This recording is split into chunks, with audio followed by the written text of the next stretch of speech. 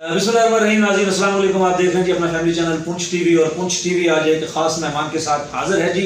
मेहमान को देखकर आप पहचान ही गए होंगे जी, बहुत ही ख़ास मेहमान है हमारे पास। बाजार में जैसे ही मुझे नजर आया मैंने कहा जी आज आपसे लाजमी बात करनी है। उनकी मोहब्बत है कि उन्होंने कहा जी पुंछ टीवी के लिए तो मैं ज़रूर बात करूँगा। और पुंछ टीवी पे आज हमारे मेहमान ख़ास हैं जी पानीवाला बाजार चौधरी जनाब मोहतरम सरदार तारिक साहब हमारे साथ आज मौजूद हैं जी। तारिक बाजार के चौधरी भी हैं, दियार गैर में कनेडा में ये रिहाइश पजीर हैं। आजकल छुट्टियां गुजारने के लिए आए हुए हैं तो हमने इनको पकड़ कर लिया। मैंने कहा बात करते हैं ताकि पता चल सके कि दियार गैर में जिंदगी कैसे गुजरती है, हमारे लोग वहाँ कैसे गुजारते हैं, यहाँ जिंदगी कैसे गुजरती है, हालात कैसे हैं।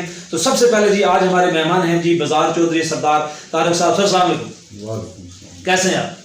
ठीक ठाक। अच्छा ये बताइए कि कनाडा के किस शहर में रहते हैं? मैं कनाडा के कालगरी में रहता हूँ। तो हम कालगरी में यहाँ के बहुत सारे लोग आबाद हैं। सही। मुझे तकरीबन 25 साल हो गए हैं कनाडा में। 25 साल। तो काफ़ी फैमिली है हमारी वहाँ, भतीजे भाई हैं, एक आगे भतीजियाँ हैं, सब बहुत सारे लोग हैं। बाकी यहाँ की आनी फैमिली है, ये पालाटी से माशेरा, ये बहुत सारी ये भी फैमिली है, बड़ी फैमिली। मतलब आपने अपनी कम्युनिटी वहाँ खुद बनाई हुई है? बहुत कम्युनिटी है हमारी, काफ़ी लोग हैं। और 25 साल से वहाँ पे आप हैं? 25 साल से। तो अच्छा ये बताइएगा कि 25 साल आप कनाडा में हैं और इतना खूबसूरत शहर है, दुनिया के तरक्की याफ्ता ममालिक में शुमार होता है, तो लेकिन जो मज़ा पानीवाला में है वहाँ पे भी है? नहीं, अब जब 25 साल उधर हो गए, जब इधर आते हैं तो 3-4-5 माह के बाद वो जगह मिस करते हैं। सही। उधर जाते हैं तो हम फिर यहाँ मिस करते हैं, यहाँ मिस करते हैं। तो इसलिए जो है ना तो दोनों जगह है जो है ना हमारा माशाल्लाह जी। अच्छा यहाँ पे बात करेंगे जी कि इस वक्त हम जिस दफ्तर में बैठे हुए हैं ये हमारा आपका ही दफ्तर है। चौधरी असलम साहब की महबतें होती हैं, वो हर वक्त कहते हैं कि जनाब ये पुंछ टीवी का अपना दफ्तर है। तो इस वक्त हम बैठे हुए हैं जी अपने पुंछ टीवी के अपने दफ्तर में, चौधरी असलम साहब के दफ्तर में। आपका अपना दफ्तर है, क्या कहेंगे? बड़ा खूबसूरत हाल यहाँ पे बना है, खूबसूरत ऑफिस है, शादी ब्याह और दीगर तकरीबात के लिए इतना खूबसूरत हाल पानीवाला में अवेल है, तो क्या कहेंगे? ये पानीवाला में मैंने बनाया था, आज से मेरे 15-20 साल हो गए। तो इसके ये भाई साहब ही जो है टेक केयर करते हैं, असलम साहब। सही। सब दुकानों की शादी हाल की तो माशाल्लाह ठीक है, बस चलता है, ठीक है।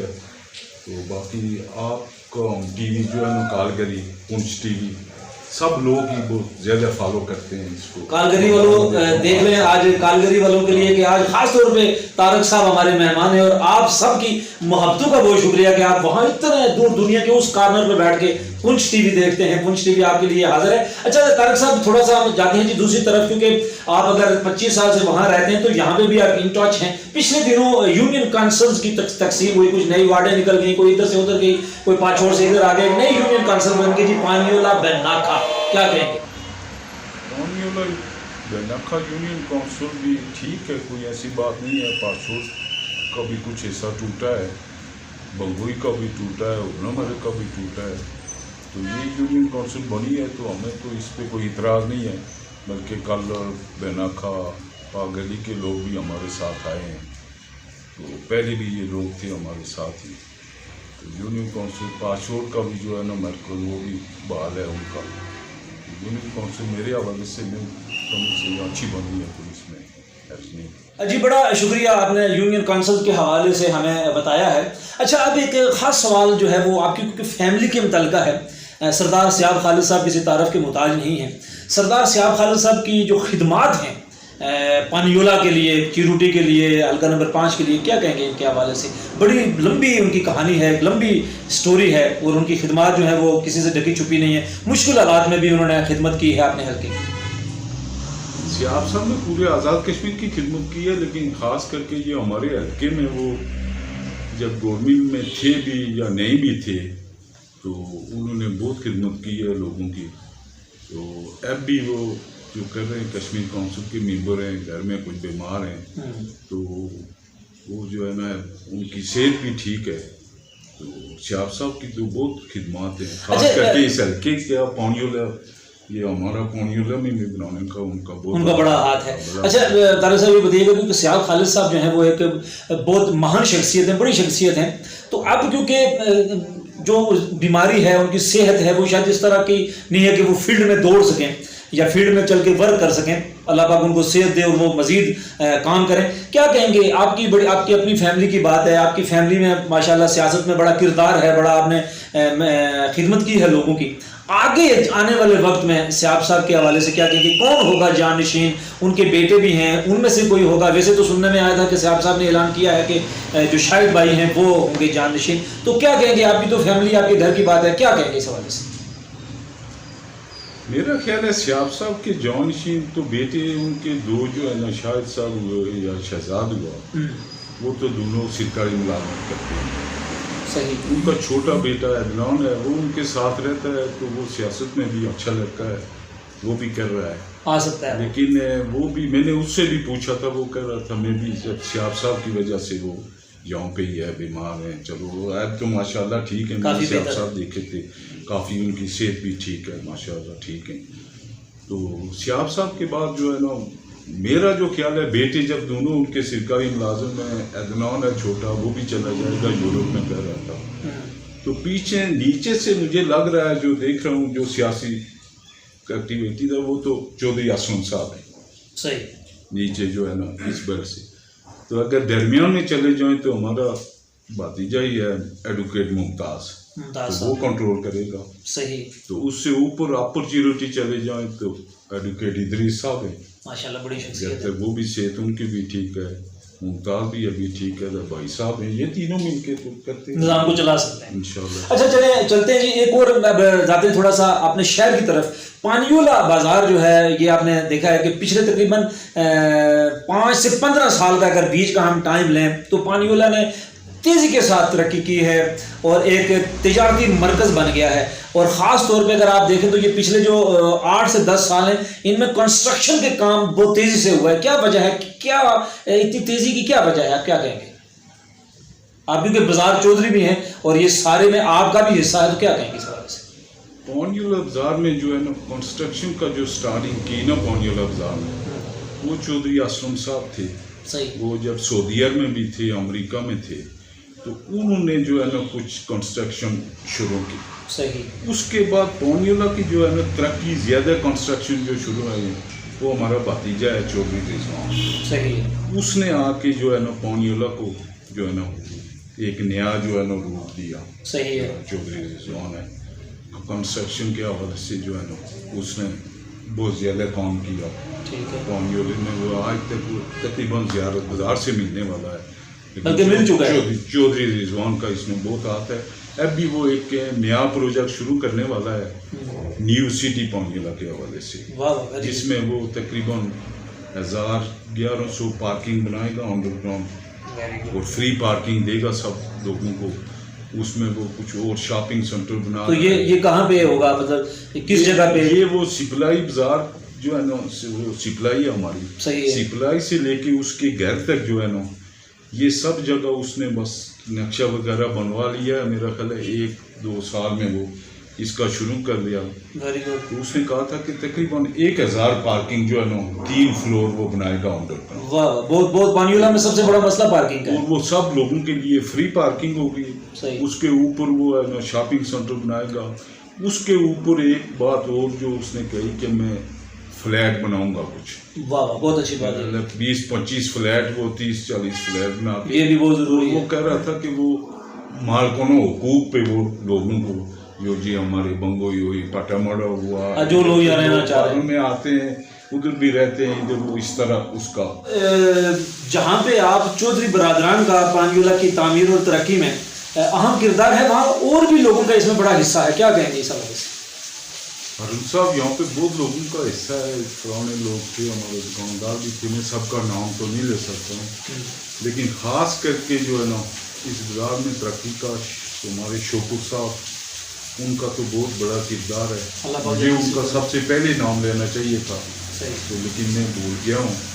تو شوکت صاحب جیسا نفیس آدمی, اور اس بازار میں جتنے لوگ شوکت صاحب کی عزت کرتے تھے میں نے کہیں نہیں دیکھا.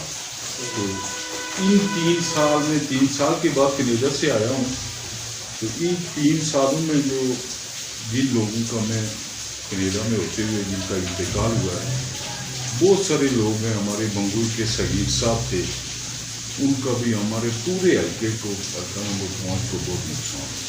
صحیح. سگیر صاحب کا حادثہ بھی ایسا تھا کہ وہ سب لوگوں کے لیے ذرا دکھتے تھا. تو باقی شوکت صاحب کی کمی جو ہے پوری کر رہے ہیں. یہ ساجد صاحب، ماجد صاحب، ان کے دوسرے بڑے بھائی وہ تو یو اے میں ہوتے ہیں. تو یہ ساجد صاحب کر رہے ہیں کوشش، لیکن شوکت صاحب والی بات جو ہے نا ابھی یہ چھوٹے ہیں، تو انشاءاللہ ایک دن یہ بھی اس مقام تک. اور طارق صاحب شوکت صاحب سے یاد آیا کہ جو ہمارا یہاں پہ نیچے گراؤنڈ ہے والی بال کا، تو یہ اللہ پاک جنت نصیب کرے ان کو. پچھلے سال وہ زندہ تھے تو انہوں نے کہا جی کہ یہاں پہ آپ کھیلیں، اور اب وہ گراؤنڈ جو ہے وہ میرا خیال آہستہ آہستہ اسٹیڈیم کی شکل اختیار کر رہا ہے. یہ شوکت صاحب کی گراؤنڈ کی ایک گراؤنڈ کے لیے شوکت صاحب نے اور بھی یہاں پہ جو دیا ہوا ہے جگہ کمیونٹی ہال کے لیے، اور بھی شوکت صاحب کے بہت کام ہیں میں جن کے پورے نہیں کر سکتا. وہ اتنی غریبوں کی بھی مدد کرتے تھے، سب کی کرتے تھے. اس گراؤنڈ میں ابھی آیا ہوں، یہ گراؤنڈ اب تیار ہو رہا ہے. ہمارے جالوت والے خالد صاحب ہیں، ان کا بھی بہت اس میں ہے. تو باقی میں وہ بات کر رہا تھا کہ 3 سال میں جو ہے نا شوکت صاحب کے لے کے 3 وہ حادثے میں پاراڈی کے 3 چھوٹے سگیر صاحب تھے بمبئی سے، ان کی ڈیتھ ہوئی ہے. میرے بڑے قریبی دوست رئیس لالا تھے، وہ بھی اس دنیا سے چلے گئے. اور خاص کر کے ایک بندے کا نام دوں کہ وہ بڑی زیادتی ہے، وہ دوسری ماموں تھے ہمارے سنادی والے. ان کو اللہ تعالیٰ جو ہے جنت نصیب کرے. انہوں نے پانی بھی دیا ہمارے مسجد کے لیے. وہ تو اس سے پانی والے کے ہی نہیں، وہ راولہ کوٹ سے لے کے دوسری ماموں کی بہت عزت کرتے تھے لوگ. وہ سب سے ہسمکھ تھے. اور مقصود اشرف صاحب خالد صاحب کے بھائی، وہ مقصود صاحب کی وہ بھی بہت خاص شخصیت تھے. سعودی عرب میں آج پہ گیا، انہوں نے بہت خدمت کی. بہت سارے نام میں نہیں بھی لے سکتا. تو بہت دیکھا ان 3 سالوں میں بہت لوگ جو ہے نا ہمارے وہ اللہ کو پیارے ہو گئے. تو چلو ہم ان کے لیے دعا ہی کر سکتے ہیں، کیا کریں. پانی والا کی ترقی کے لیے جی ان لوگوں کا بھی بہت کردار ہے. بہت کردار کیا میں کہتا ہوں. شوکت صاحب نے جو ہے نا بہت زیادہ قربانی دی ہے اقتدار کے لیے، زمینیں تک دی، اور جو ہے نا بہت غریبوں کی بھی مدد کرتے تھے. کئی دکانداروں سے کرایہ نہیں لیتے تھے. تو اب جو ہے نا کیا ہو سکتا ہے، ان کے لیے دعا ہی کرتے ہیں. اور میں خاص کر کے جب ادریس صاحب کو دیکھتا ہوں نا روز، تو وہ شوکت صاحب کو وہ شام کو روز اکٹھے جاتے تھے. تو وہ شوکت صاحب یاد تو وہ مجھے شوکت صاحب یاد آتے تھے کہ یہ اکٹھے جاتے تھے. آپ جو کہ بازار چودھری بھی ہیں، کیا کہیں گے آنے والے دنوں میں پانی والا کے لیے کیا پلان کیا ہے آپ نے؟